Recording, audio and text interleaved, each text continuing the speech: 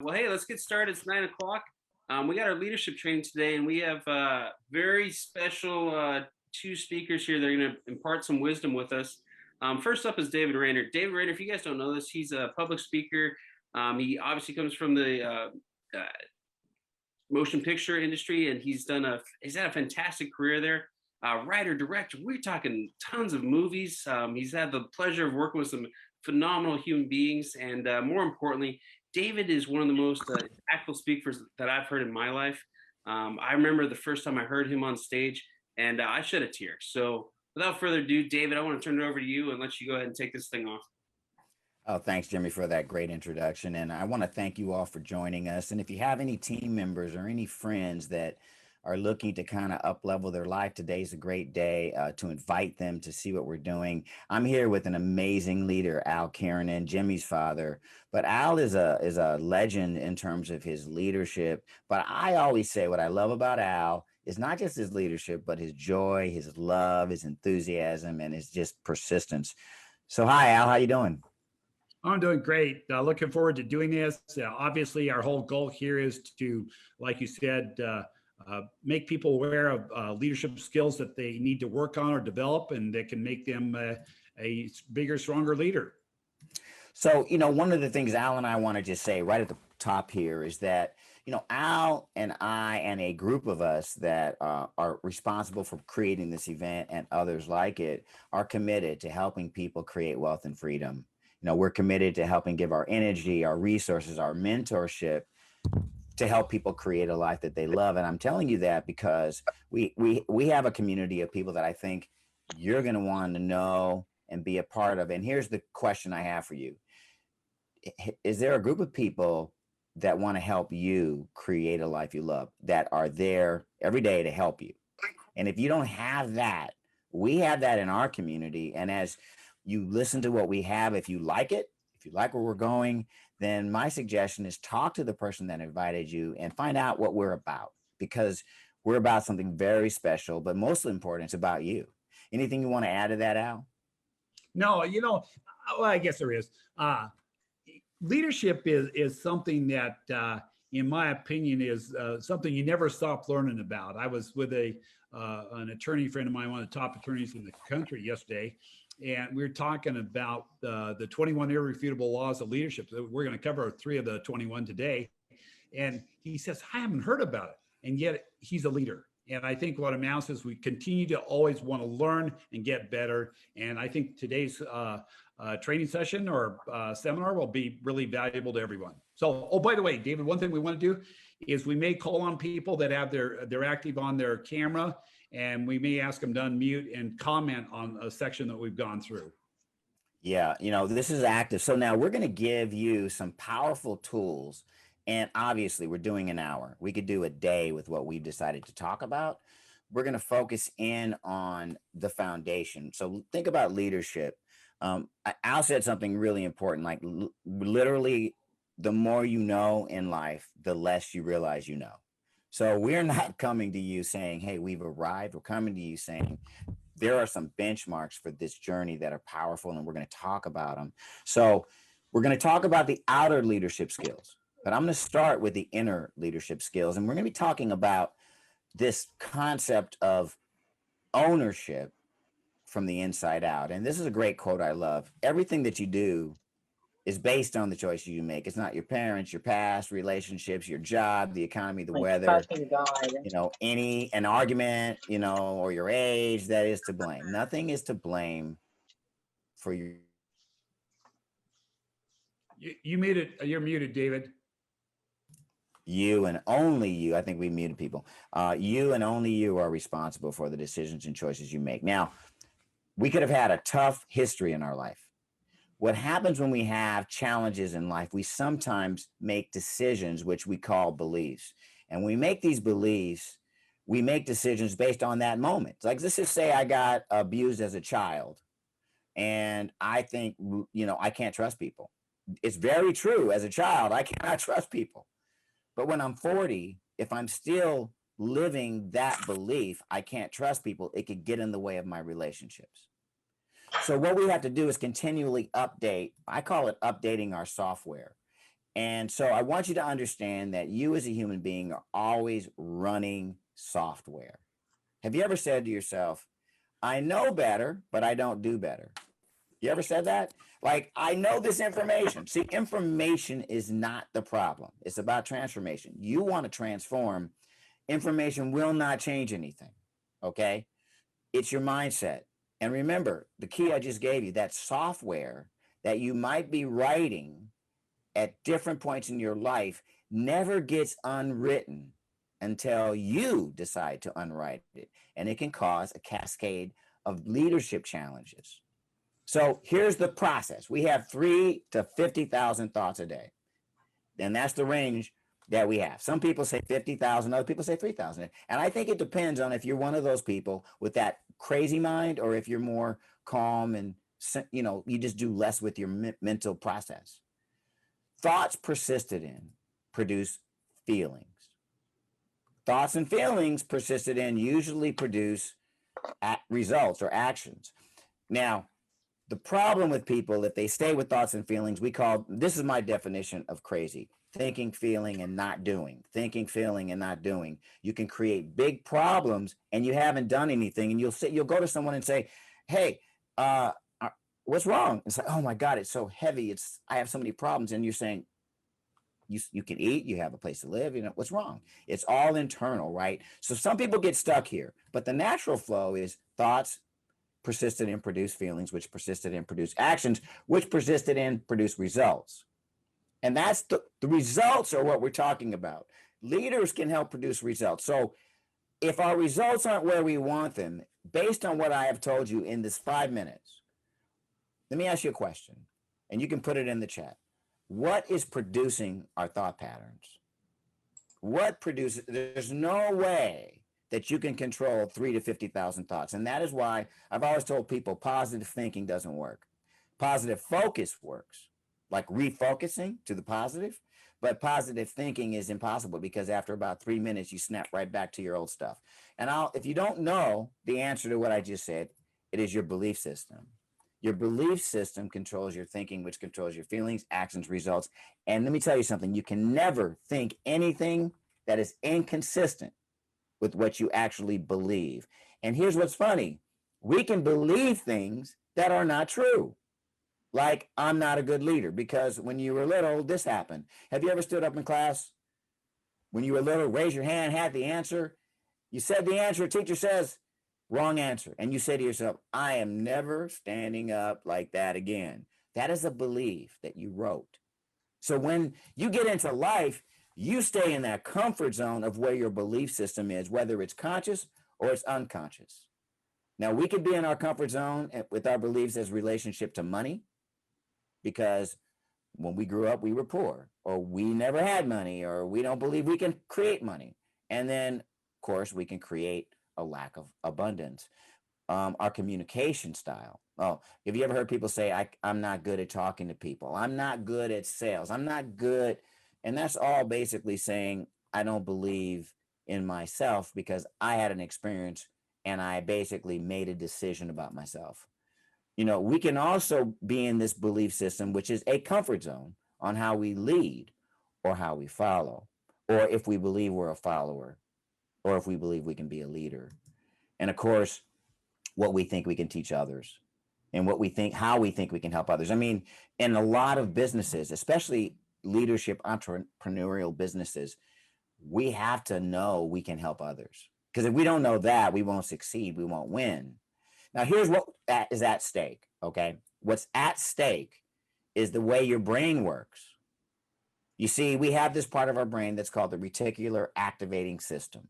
This part of our brain is in the back of our skull. It filters what we perceive, what we see, feel, taste, touch. It is a literal part of our brain that dampens all the stimulus coming into us, because if you get every stimulus coming at you in certain environments, you'll go crazy. So your brain says, let me just filter in and out what you need. So what's powerful about this part of our brain is if we tell our reticular activator to look at something, it will show us something. For example, have you ever wanted a new car and you said, hey, I'm looking for BMWs, X5s. Haven't you suddenly started seeing X5s everywhere? and you wanted an X5, you see an X5. That is your reticular activator. Now, it works the same way with our belief system. When we believe that we are not a leader, when we believe we're not good enough, we literally see evidence to prove it. So our brain says, I don't care what you believe. I will show you what you believe, because it assumes you want the beliefs that you have. Now, I tell people, look, when you're young, you will write beliefs that don't work for you, because that's part of growing up. That's part of your parents. That's part of your life. The only way to change your belief system, and therefore change your perception, is to rewrite it now, which is what we're talking about. Leaders continually update their software, because here's the thing. At the end of the day, usually in an area where you're not succeeding, when you're not leading, when you're not creating a life you love, you have a limiting belief, and your brain cannot even see opportunity. So what we want you to understand, and then we're going to kick it into the next topic, is we call it a positive paradigm. Think about it like this. There's only a few positive beliefs that you really want to be holding. As a leader, if you give your brain this belief, it will start to redefine your thinking. But it doesn't happen overnight. Like today, if you don't feel you're good deep down inside around sales or around leading other people, you're probably saying, I'm not enough. So you need to get the message to your brain, to your reticular activator, I am enough. Everything's good. I'm successful. I'm safe. I'm valuable. I'm supported in life, versus I'm not safe. I'm worthy versus I'm not good enough. I'm abundant versus I'm poor. And sometimes people, you know, if you can tell your brain, so we know it takes between 21 and 260 days to change your belief system in your brain. It's called neuroplasticity. And if we do it, we will start to see possibilities we cannot currently see. So the truth is out. It is not seeing is believing. The truth is believing is seeing. And so we want to talk about that next level, which has to do with why, how, and what. So just remember, everything anyone has up until this point right now is a product of what they've been thinking and doing, which means it's a product of your belief system. And in order to create different results, whether it's more money, more success, to go to the next level, we must think, do differently, which means we must believe differently. Al? You bet. Well, thanks, David. Before we go into what is your why, I want everyone to think about this from a leadership standpoint. We are all average till we're not. Okay. And what do I mean by that? It means until we make a decision to become more than what we are, which is just what you're addressing there, David, then bottom line, we're going to stay stuck. And as a leader, I was thinking about an analogy today. If I want to say, hey, Charity, go with me to the grocery store, the bottom line is that's not leadership. Okay, that's just basically not a big deal. And what I want you to think about here, and everyone today, leadership means that you have to lead to become something bigger and better than you are currently. Now, you say, well, what if I'm already arrived? That's a danger zone, man. If you think you've already arrived, you got problems already, because I don't know, I've been around the block for a long time. That's because I'm old and all that. But the reality is, I don't think you ever arrive. And if you think you arrive, you're in trouble. Start thinking about in terms of, where am I going to go from here? What's going to be exhilarating? What's going to be exciting? And where can I go? So let's talk about our why for a second, and then we'll come back on and have a couple people. By the way, be active in the chat box. Feel free to go ahead and make comments and stuff like that. This is a great quote by Mark Twain. 2 most important days in your life are the day you are born and the day you find out why. Okay, and this is comes from Simon Sinek, the Golden Triangle or the Golden Circle. And Simon Sinek, if you haven't watched the video, about 17, 18 minutes long, just go ahead and YouTube it. He's on YouTube. Here's what happens. We get the what, we get the how, but here's the thing. If we can't really explain our why, if we can't think about what makes us do what we do, what is basically the thing that makes me tick? What's the thing that makes you tick? Well, here's the thing. Most people don't have that down. So here's what I'm asking. This is like saying, listen, I don't know what my why is, but I want you to get in a car that has 4 flaps and we're going to go to drive to New York.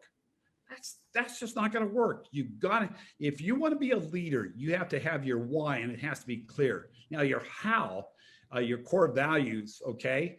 A lot of people don't know what their core values are. And, David and I were, as we were preparing for this, we wrote down some of our core values and stuff like that. And I want you to look at this list here for just a second. Okay. There's others that are on there, by the way, but list down 5, put them in the chat box, mark down 5 or the first one or the top one or whatever else. I mean, like faith and family for me is one of my core values. Okay. The other one is gratitude. Okay. The other thing is I'd like to be less than achievement. I want to achieve. Okay. And the other thing is I love the challenge. I really do. So those are a couple. David, what are a couple of yours that you have? Well, I wrote down authenticity, family, leadership, abundance. I have also attraction to contribution, creativity, gratitude, and love. And then of course, I also love achievement. So I could get it to top 10. And then I started thinking, and I want you to just to go back to look at this, just think about it like this. Have you ever said you're going to do something as a leader, but then you find you're not doing it? You're distracted by all these other things in life. That's because 2 things. You haven't connected what you chose to do to your why. You haven't connected it clearly enough, because once you connect it, you will have gas in the tank. That's number 1. The other thing is, if you have no why, nobody will follow you as a leader. I'm sorry. No one's going to do it. And so a lot of people jump to the what. So you decide to do something and you're going, how do I do it? What am I doing? Oh, I'm calling people. I'm sharing this. I'm doing that. You'll have no gas in that tank without the why. When you have a why, and then as Al is talking about here, these qualities are telling you, okay, my why is to create a family that I can be with, love with, and can help impact the world. That is my why, right? And to help other people get inspired and live a life they love. Now, how? I want to take some of these core values, and when people look at me, I want them to be able to say, he's authentic. He's a man of integrity. He's a leader. He's abundant. He's caring. He's loving. Whatever that is. So when I go into my day, I can actually check, am I being a leader? Am I being abundant? Am I being authentic? It becomes a very powerful way of living. So this is the how, our core values. That's how we're showing up every day. Then we finally get out to the what, right? Yeah, and let's talk about the what. See, so many times the what, go back to that previous screen. The what here, my job, my family, my faith, the things that are important to me, it has to be that it's congruent. Okay, and see, I'm going to take it into a basis where you're selling something or you're basically recruiting to something. We oftentimes talk about our what. Okay, what is it we have, and then we talk about how we're going to do it. But until people know your why, they're not going to buy it. See, remember one thing: people buy you first before they ever buy a product, before they ever buy a service, before they ever buy a relationship. They've got to know who you are. And that means you got to be transparent. We're going to cover that in a little bit. But you know what? Let's go down underneath there. I think we're down 1 or 2 more slides. This one here. David, actually, you saw this quote. Now, my first thought is that guy needs to eat more, but go ahead. This is probably a quote that only I would have put in this slideshow. Everything changes when you start to emit your own frequency. Think about it. You're being something every time you show up in a room. And some people walk into places and they're fearful. They're not saying they're fearful, but people feel you. Okay. And so however you decide to show up in life, I tell people you don't get what you want. You get much more of who you're showing up as, who you're being. So when you start realizing that your why is actually going to create attraction, is going to bring people experiences, it's going to bring what you want into you. You can let go of the fear. I mean, how many people, Al, you brought up sales. How many people get into, let's say, selling themselves and they say, I'm not good at sales? What are you talking about? there's not any business on planet Earth in which you don't have to sell yourself, either as a talent or as a value. Why me other than you? Whether it's insurance or whether it's being a babysitter, you have to be emitting something that people want. And so we're always going to be communicating something. And the question is, what are you communicating?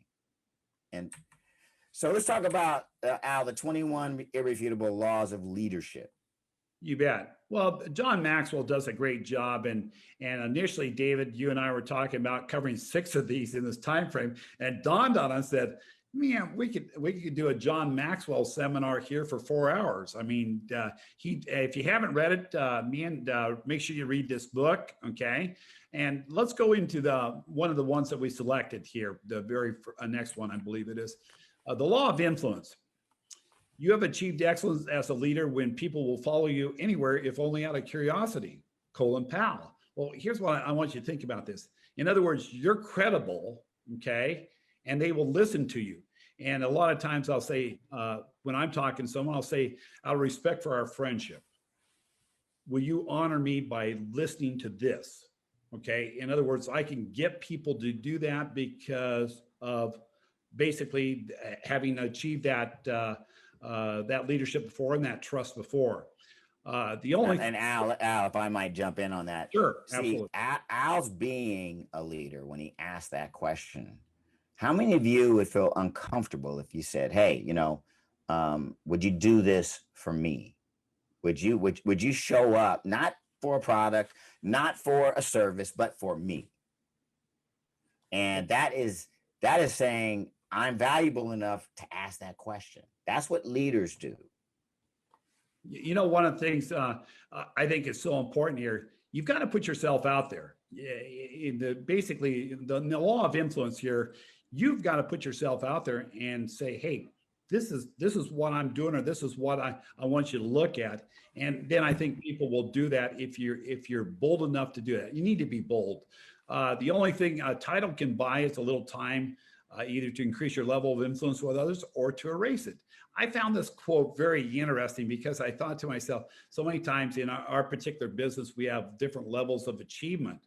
And what amounts to is, that's great. I'm glad people achieve at that. But the question is, are they going to enhance that, or is it going to become less because they don't continue, or they don't continue to improve their service or their sales volume, or whatever it is?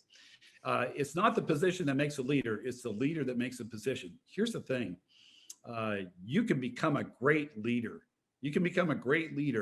But I'll tell you, it'll be because of your personality, because of the trust that people have inside of you. So law of influence is a great one. Let's go to the next one, David. Yeah, and I just want to say, one of the things I love about some of the leaders that inspire me is that they're clear. There's never out a perspective like, oh, I can't do it because no one is saying yes. Have you ever had people you work with that say, well, I couldn't do it, no one said yes, or no one was interested? That is not the law of influence. That's the law of lack of influence. And what we want people to know, if you are having that experience as a leader where you got no followers, no one's interested, that's because you're not using your own personal influence. You're using the what. You're using the what instead of you. Absolutely. There's another deal of if no one's following you, you're just on a lonely walk by yourself. I mean, that's all it is. The law of E.F. Hutton. Okay. When a leader speaks, the real leader speaks, people will listen. And what that means is just this. If you have basically fruit on the tree, if you basically have been the person that basically has done what you're saying, people will listen to you. The real test of leadership isn't where you start out, it's where you end up. And I like this, but I also would like to add one thing here, David, and that is just this. The thrill for me oftentimes is not where I end up. The thrill is in the march to it. I remember when I was early on in my career, one of the things, no one knew that I was going to get to the top. okay, in this particular company, okay? But you know what? I knew it, and Jan knew it, and we're on the hunt for Red October. We are going after it. There is absolutely no doubt about it. And that part is so thrilling.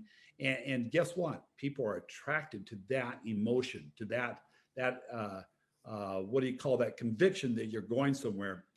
People don't want to basically follow people that aren't going anywhere. That's all. People listen not necessarily because of the truth being communicated in the message, because of the respect for the leader. And I think this is something that everybody has strengths, David.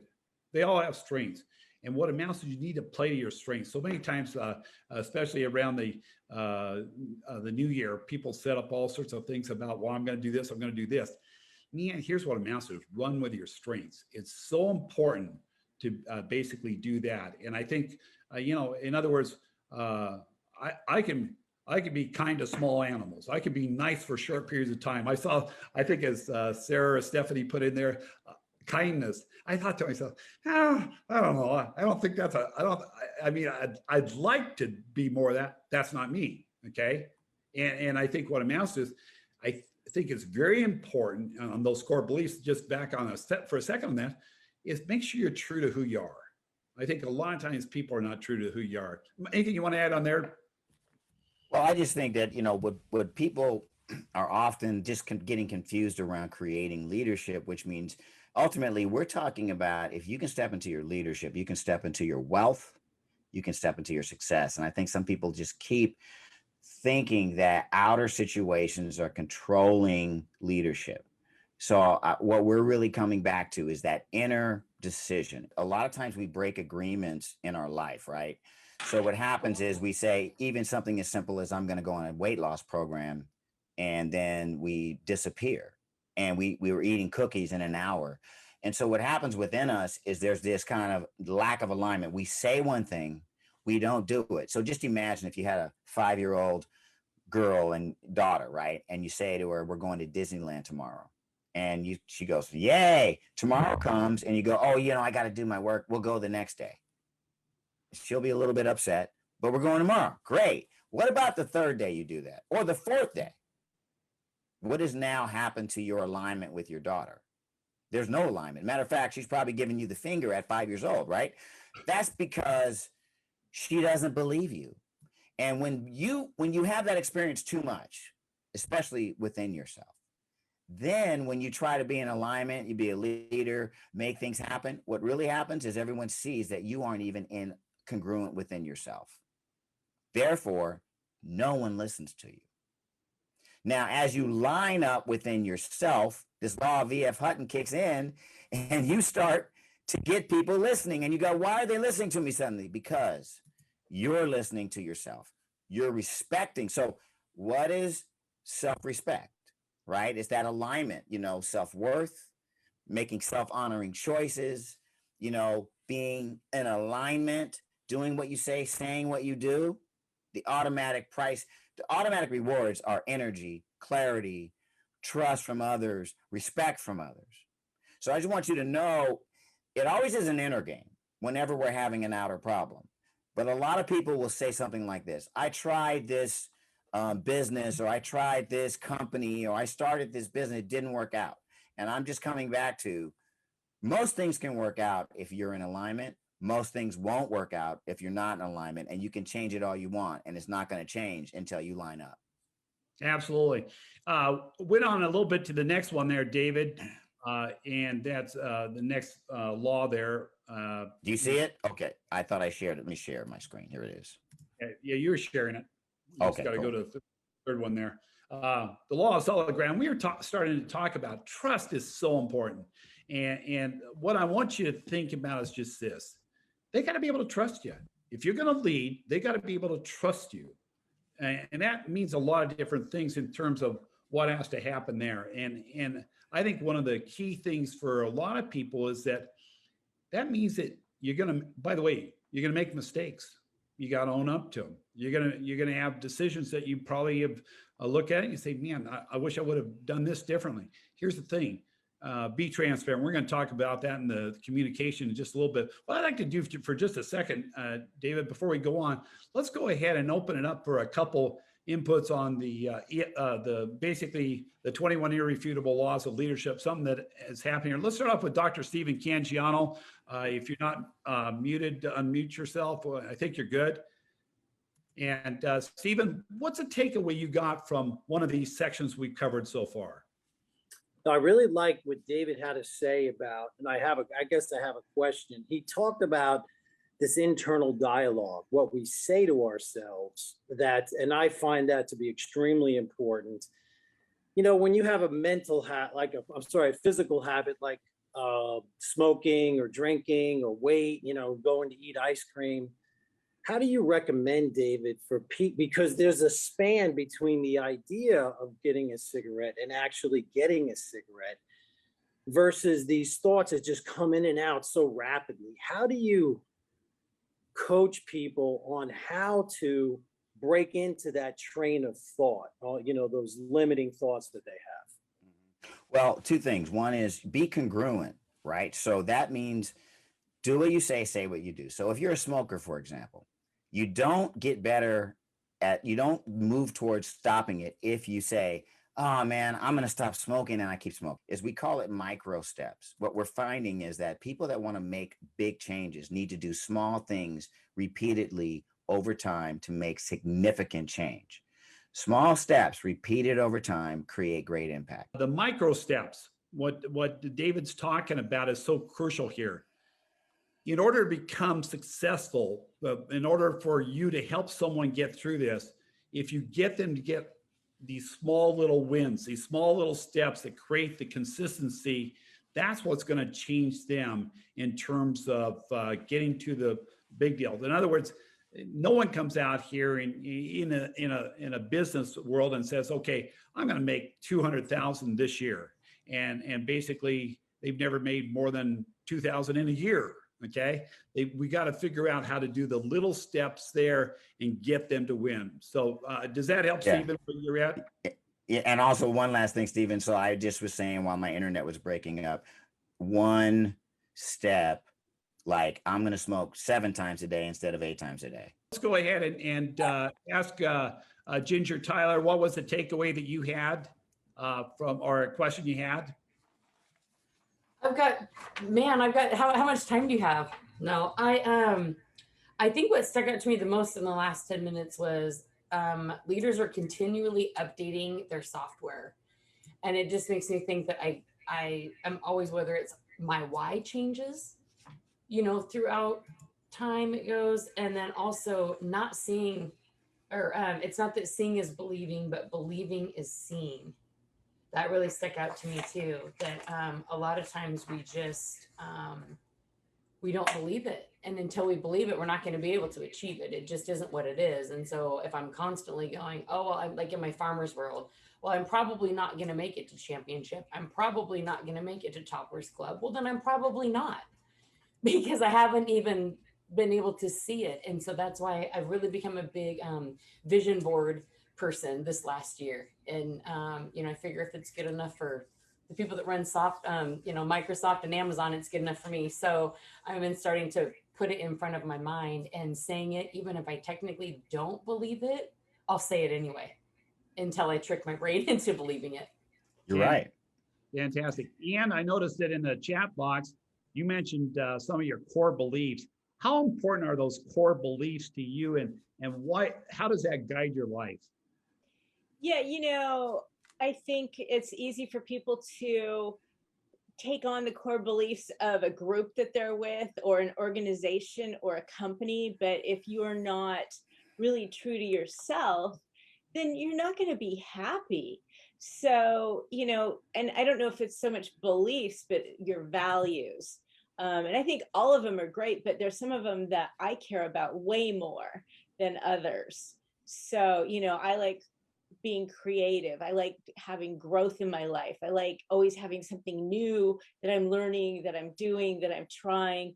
I like to look around and see what other people are doing and say, oh, there's something that I haven't thought of. I'm going to do that, and then get good at that. So just always expanding, and other people, I don't know, other people have different things. You have to be true to yourself and not to, I mean, what other people are telling you. And I think sometimes that happens with people and then they're not really happy and they're going down a path that's not really what they want to go because they think it's the right thing because they're being influenced, whether by, their club or their church or their organization or their company or whatever it is. So I think that's really important. And fantastic. David, let's go ahead and go in. The next one here is just a short, brief little one, and it's with Bob Proctor.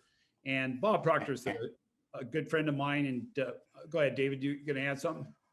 Well, I was just going to say, just to wrap up that section around trust, just if you notice that this is an area, where you notice some challenges or you don't see people following you or you're not experiencing your leadership, probably breaking a lot of internal agreements or agreements with others. So you can start to make fewer agreements. You can start to renegotiate before you break an agreement. You can just, if you're not going to do it, just don't say it. Don't try to take on these big commitments and then find yourself failing, because that loses self-trust. So these are keys. But one other thing you can do is do forgiveness, which is something that great leaders do. They admit their mistakes, right? But then they don't drag it around like a big rock on their back. We've all had challenges and mistakes and issues. And so what we want to do is every now and then, kind of when we say update your software, come back and say, I'm sorry, I made some mistakes. I'm dragging around 15-year-old David. Let me let it go. Let me come back to today. Let me update. Let me I'm doing my best. And there's a way you just kind of reset. You made me think of an example I've used before. Sometimes we think we got the answer on something. And basically it's like going out swimming in a big lake, but you got a 20-pound rock and you're partway through, and that's your belief in this thing that you believe in. Okay. But you're wrong. Okay. Now you can drown and go down with the rock, or you can let go of the rock. And I think sometimes what we do, and that's your part about forgiveness, man, I'll tell you, the old deal about it's better to have loved and lost than to have never loved at all. Well, it's sort of the same kind of thing. There's sometimes where you have something you just absolutely know is right, but it turns out not. And I mean, I keep thinking about trips I made down the wrong road or whatever else. And I think about, man, sometimes you just got to, like you said, forgive yourself, move on, and I hate to say it, get a new life. I mean, honestly, you got to decide. Well, Al, someone like you with your personality type, you can do that quick, which makes you kind of unique, and that's a special quality you have. You let things go quick. And that is that's like a mastery of leadership. But there are some people that drag it around a long time. They do a lot of self-criticism. And for you people, understand that if you do self-criticism, you're just going to attract people that do self-criticism, that are judgmental, that are going to drag their feet in the mud. So you want to kind of ask yourself, what kind of life do you want? Because the stakes are high. And for you people that it's hard for, you still got to do it. Like Al's saying, you might want to learn from a master like Al about that. Bob Proctor is a really great friend of mine and my wife's, and we've known Bob and Linda for a long time, learned a lot from him. Here's the thing. Discipline. We're not going to cover Bob Proctor today. We're just going to give a couple things here. Discipline, the ability to give yourself a command and follow it. Decisions must be committed decisions. Decisions must be committed decisions. In other words, here's the thing. How can you ask anyone to follow you? That's what we're talking about as leadership here. How can anyone follow you if you're unwilling to discipline yourself to lead by example? Boy, guys, if there's been one thing that's been good for me in my life is, man, I'm not afraid to lead. I'm not afraid to fail. And I'm not afraid to go ahead and go after it with everything I got. See, here's the thing. As long as I can look at the mirror at the end of the night and say, hey, I've given it my best, I'm okay. Okay. And sometimes I have more success than other times, but I want you to mark this down. If you do not have the discipline to follow your own decisions in life, then you can't lead. You have got to be able to do that. So David, any thoughts on that before? Only this, when you make a decision, remember this, it's a really big turning point. It gets back to agreement keeping. You make a decision, and usually I have found that we get tested by life to see if that decision's a real one or if it's another one of those things we're just saying and not committed to. And so remember, you say, I'm going to build something. I'm going to start this business. I'm going to create this. If it's real, you'll probably get a test that will distract you, something in your life, something that, but remember, you still got to create abundance, create your success as long as you're alive. So all distractions, you've got to learn how to deal with without stopping pursuing your dream. And a lot of people that don't get what they want, as soon as they're distracted, they stop. And have you ever had people disappear and you're like, what happened? Oh my God, my car broke down. My daughter got sick. So that was a reason for them to literally stop everything. Think about it. Yeah. It doesn't work. It doesn't work for them, and it doesn't work to create life. And it's definitely a trait of a lack of leadership. Absolutely. Let's go to the next slide here just for a second here. This is Bob Proctor. Man, take a screenshot. These are simple things, but here's what amounts to is they start to create the character of who you are, being on time, putting out the effort, having the energy, having the passion. Man, I don't know where I learned this or who I learned it from. One of the things was I used to pick up the phone and answer the phone when I wasn't ready. Yeah, now talk about a bad thing. I pick up the phone, I don't have any energy, okay? And this person here is looking for me to go ahead and get them excited a little bit or get them engaged or passionate about what we're doing. And I got no energy. Here's the thing. Don't pick up the phone. Don't do a Zoom unless you're ready. Make sure that you got your mind right. Because that's one of the things that I definitely want to do. We got to mute there. Okay, David, go to the next slide there. And what I want to do is I want to talk about the 5 levels of communication, because I feel like, David, a lot of times these things here, people say, I can't lead. Here's why. Okay, and let's go to the first slide there. It's because in the 5 levels of communication, we're talking with a lot of times with people at level 5 and level 4. Small talk, and I always say it's like you go to a grocery store, you see someone, you don't want to talk to them, so you go down a different aisle. Okay, and my point here is we engage in small talk, which is absolutely meaningless. Like, like how's the weather today? Like, the weather is what the weather is. Okay, and David, then the actual conversation. This is like a news line or a news station that's gone bad. I mean, in other words, you're talking about stuff you read or something like that, and honestly doesn't create any commitment, doesn't create any what do you call that, no real communication. It's just, I mean, I think most people would rather listen to a newscaster or read the newspaper or whatever else, or watch an email or watch a YouTube video than listen to that. So let's go to the next slide here. And if I can just say, Al, if I can just say one thing, and that is just that, like, we sometimes need to start with small talk and factual conversation. So if you are not looking at leadership and you're just at the grocery store in the aisle, hey, no problem. But if you're looking to create a deep relationship, which is as a requirement of building trust, right? You have to be willing to go deeper. Absolutely. Level 3, this is where you start to win. Okay, and this is where I believe you've got to be. You got to be willing to express ideas and opinions, and you've got to get people to share those with you. Okay, and when you start to do this, and keep in mind that it's important to listen to other people, and you've got to, and this is about going ahead and getting people to come with you, to be led by you. Okay, and I think really what happens for most of us is we don't get here as often as we should. But to David's point, if we don't get there, bottom line, in level 3 and level 2, we're not going to win. Now, level 2 is a little bit different. David, you have a story that you share about your dad and about the breakdown in terms of trust that you have with him. Now, when you share that story, and I happen to have a pretty good one myself, that's like that. When I start to share it, emotionally, I'm charged.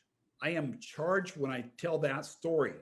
And the thing is, I can't say it, what do you call that, with any transparency at all, where it doesn't touch me in my heart, my soul.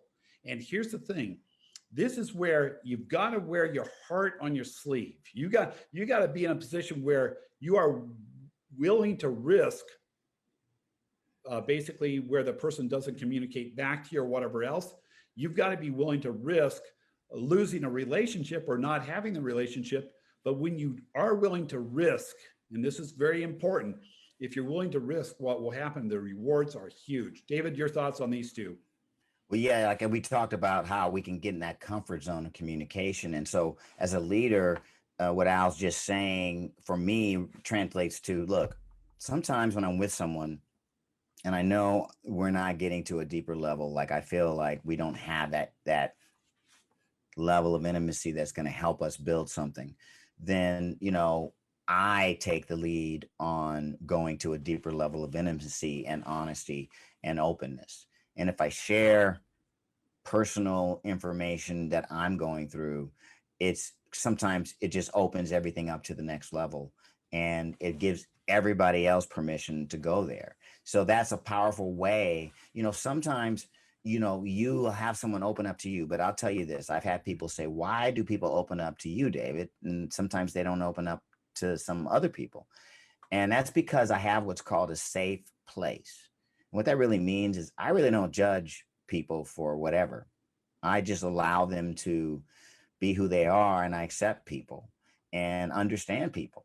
So what happens is they kind of get that from me. They can go to a deeper level with me, and I can go to a deeper level with them really easily. And that's because of that. So, one way to go to a deeper level is share your own vulnerability. Another way to go to a deeper level is be safe and be a person who they feel is gonna be a person that would respect and support their communication. David, you sort of kicked off a thought here for me on the level 2 one, and that is, I used to do this. Okay, I still do it to some degree. A lot of the things I used to do, I should probably go back and just do again. There's probably a message there. When I would talk with a person that I wanted to know deeply, I would say to them, I love you, I love you, I love you. Now, I didn't say it out loud because that's sort of like that's going to throw a few people off. But I would say it because I was looking for the good inside of them. So many times we look for the things that we don't want or we don't like or whatever else. I look for the good. And I think that changes. Let's go down to the level 1. This one here, I call it agape love. Okay. It's basically the purest form of love you can have. What amounts is just this. This is something I always maintain. This is after you've had 42 years of marriage or something like that. I mean, this is where you can figure out, finish out the other person's sentence. You understand who they are and you're connected. Okay. And I think that's a really good one. David, we're running a little bit out of time. So anything you want to add on that one? No, I think that's great. I mean, we just talked about it. So I think that's great. So, I mean, we just want to touch on the one thing, and this is just something, look, we've given you so much. You could take one topic today and really work on it because, you don't have to do everything. Just see what really resonates. But the one thing we want to mention is that people that are in the world today have gotten used to multitasking, gotten used to being distracted as a way of life. People are used to swiping through their phone, looking at different social media. And so the average attention span right now is about 8 seconds. And so it's very difficult for people to give you uninterrupted concentration. As a leader, it's important that you have the ability. You may not do it all the time, but when you're working with your people, the question becomes, are you giving them uninterrupted concentration? Are you focusing, or are you coming across as being more concerned about what's on your phone or whatever? So most people are what we call doing shallow work, which is Cal Newport wrote the book Deep Work. Gary Keller wrote the book The One Thing. They both kind of touch on this idea of focusing on unitask, one task, instead of multitasking. Every time you switch tasks, it's called task switching because literally we actually cannot multitask. We can do a lot of task switching. What happens is we lose 1% of our brain power every time we switch our tasks. And we have this part of our brain right here. It's called the prefrontal cortex. That part of our brain is literally designed for deep work, for deep thinking, for problem solving. When we sleep at night, we actually take this part of our brain and we recharge it like a battery. But every time we start multitasking, we just deplete that energy. And so what happens is we start ending up with no energy to do the important things because we've distracted ourselves by multitasking with all the unimportant things. The wrong kinds of emails that we're reading, And then, of course, we can go on and on about what happens when we go on the internet, you know, Facebook, Instagram. These are important tools, but they're designed to get your brain to release dopamine, and make you get addicted. So what we want to do is use our brain the way we want to use it instead of being on automatic. Anything you want to add on that, Al? Well, you said something so important here from a leadership standpoint, and I catch myself at times doing it. I really try and discipline myself to be better at this. When I'm talking to someone, put away all the other stuff. If you want a leader to respect you and to follow you, you've got to have quality time with them, and that means you can't have the other stuff going on. Okay, that means you've got to, if you're trying to work with someone and they want to follow you, then bottom line is you've got to show them the respect and honor that they deserve. So the one thing on Gary Keller, basically, that I think is so important is just this. This is a monumental book for me. The one thing actually, it went ahead and validated my belief system. Okay, and that everything does not matter equally. And in the domino effect, you do a great job talking about the domino effect. Let's talk about that just for a second here. We don't have a lot of time. Well, just that dominoes can knock over another domino up to 6 times their size. So by doing one small task so what we're really saying is, look, there's one thing out of all the things you do that actually produces the most results. And if you think of the 80-20 rule, 80% of what we do actually does not move our life forward in any significant way. It's maintenance. 20% of what we do actually moves towards our goal. But out of that 20%, Gary Keller is suggesting that there's the one thing that if you do that, everything else works. And it's not about life balance. Even Simon Sinek says it's not about life balance. It's about doing the one thing to create the results. Because when you get the results you're looking for, you can, create the kind of life you love. So that's kind of so that domino effect is one thing. And remember, we talked about a micro step repeated over time produces great results. You do one thing and it keeps whacking away, and it can knock over eventually a domino 6 times bigger than itself. So pretty soon you're knocking over the Statue of Liberty, the Eiffel Tower, metaphorically. David, here's the thing. I know we're wrapping up here a little bit. We're going to probably come back. Well, not probably. We're actually going to have other sessions like this. And our whole goal here is to get you to understand that, man, becoming a leader is one of doing some of these key elements we're talking about and just getting after it. This last little bit here is this big goal, big question. You got to know what the one thing is. The one thing that if you do every day, it'll absolutely make all the other things you're doing render them almost not useless, but not as important. And we got a lot of people that check off things, okay? And they check off, well, I did this and this. The trouble is, they checked off stuff that didn't matter, okay? I went to the grocery store. Man, if you're hungry, you're going to go to the grocery store. I mean, let's not get carried away. Here's top 5 regrets. I wish I had the courage to live a life true to myself. Wow, that's a big one. That one there, are you being the best you can be? Okay. I wish I didn't have to work so hard. I don't know about that. I mean, I'm passionate about what I do. I love what I do. So I guess I'm working hard. Kenny, it's that's more for people who spent their time working hard instead of spending their time with things that they loved. This is what people said on their deathbed. I wish I had the courage to express my feelings because they were afraid their whole life, right? I wish I had stayed in touch with my friends. All the things we don't do. I wish I had let myself be happier, which is what we're about, creating a life you love. Just think about what you're doing. This is not a trial run, everybody. As a leader, you should know this is life. We are humans. We're not going to get out of here alive. So the question is, what are we going to do? Who are we going to be spending that time with? And what is the impact, the legacy that we want to leave? And so as we bring this to a close, I mean, Al and I just want to say this, we are a community of leaders, and we are looking to build a bigger community of leaders who want mentorship, who want support, who want to win in life, and who could use alliances to get that done. And if you're interested in working with us, with Al, myself, if you were invited by another leader to join this presentation, we are inviting you personally to get back to us, talk to us about what we're doing, and maybe we can work together to help you create a life you love. Anything you want to add, Al? No, it's just been a pleasure to work with you as always, David. I really enjoy it.